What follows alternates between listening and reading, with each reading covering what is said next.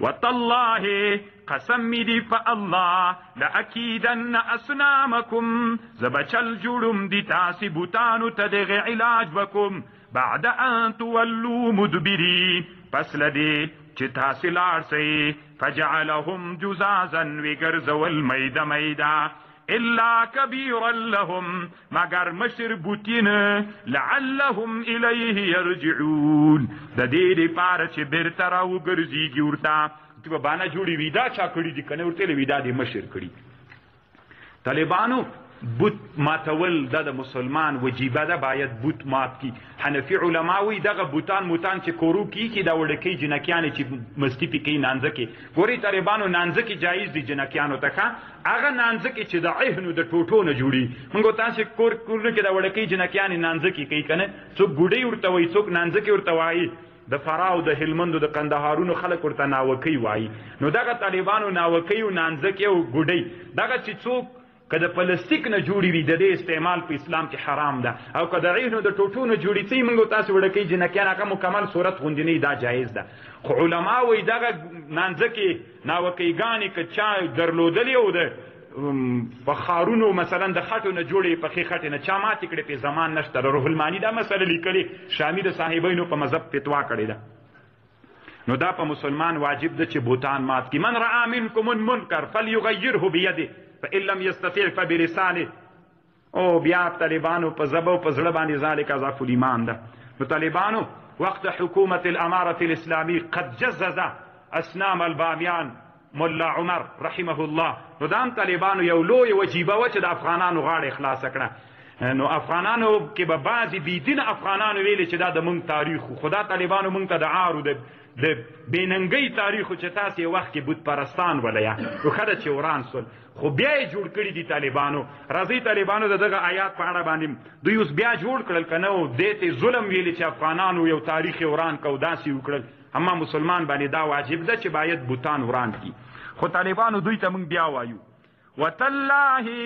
قسم می دی ای اروپایانو ناټو لأکیدن اسنامکم مونږ به بیا چل جوړو د بامیانو بوتانو ته بعد ان تولوا مدبرین پس لدی چې تاسې راواړولې شاګانې له افغانستان نه ووتلی بیا به ماتو به طالبانو که نه زمونږ د ابراهیم علیه السلام امتیان یو دا د قسم در سره کو ان اسنامکم لأکیدن اسنامکم بعد ان تولوا مدبرین بیا به هم هغسې ماتو انشاءالله دغه مو اراده ده خو د الله نه غواړو چې بیا مو حاکمان وګرځوه قالوا وویل دوی من فعل هذا بآلهتنا دوی چې بیرته راغلل وی ویلې من فعل هذا بآلهتنا چا کړی دغه بوتان چا مات کړي دي موږ د خدایانو سره دا لوی ظلم چا کړی انه لمن الظالمین قالوا دوی ویلې سمعنا فتن من اوریدل د یو ځوان نام یذکرهم چې دوی ذکر کو نوم یې ورته ذکر کو یقال له ابراهیم دغه سړی ابراهیم نومېده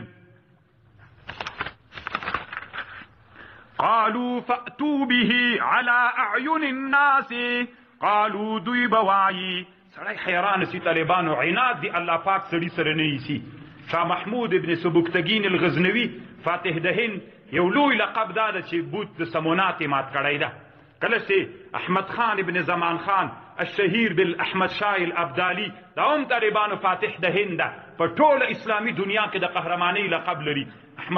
احمد شاه ابدالي الدوراني دا طالبانو هغه لوی زمری تیر سوی چې شاه ولی الله صاحب ورته قندهار ته د دې خط راولیږي چې موږ ته ازادۍ راکړه دغه نوم نن په قهرمانۍ کې لیکل سوی ځکه بوتان یې د هند مات کړي دي او د محمود غزنوي په قهرمانانو کې لیکل سوی ده ځکه بوتان د سمونات بوت یې وران کړ موږ چې د بامیانو بوتان رات کړي موږ په ارهابیونو په ترورستانو کې خدا به طالبانو 100 کاله وروسته تاریخ دغسې به دغه سړی ملا عمرم لکه څنګه چې احمد شاه ابدالي څه ورته وایي شاه محمود غزنوي د افغانانو د تندي خالو او دوی ته قهرمانانو لقب ورکړی و دغه د قهرمانۍ لقب به بیا د تاریخ په ټولو کتابونو کې انشاءالله وي او که په ورځ د قیامت الله حضور ته ملا عمر به درېږي او الله به انشاءالله ورته لقب پس د سلګونو کلونو په ټوله اسلامي دنیا کې د بوتسیکن لقب او بیا د ابراهیم علیه السلام رښتونی لمسی د احمدشاه ابدالي نه او د شاه محمود غزنوي نه وروسته چا بوتان نه و مات کړي، بیا به دغه لقب الله پاک انشاءالله دته ورکوي. او انشاءالله د الله نه غواړو چې په ورځ د قیامت ورته لقب د بوتسیکن لقب په ورځ د قیامت کې نبی علیه السلام وایي فاحسنوا اسماءکم و اسماء آبائکم، په ورځ د قیامت به تاسې را بلل کېږئ په خپلو نومونو او د پلرونو په نومونو ښه نومونه په ځانونو کېږدئ. په ورځ د قیامت به هم الله پاک انشاءالله ملا عمر په بوتسیکن را بلي، راسه بوتسیکنه د ما حضور ته راسه. نو دا طالبانو یو لوی شهامت او لویه بهادري وله، هر بېدینه او بېغیرته چې د دې مخالفت کو انشاءالله هغه به د همدې د بوتانو د بامیانو د بوتانو ملګري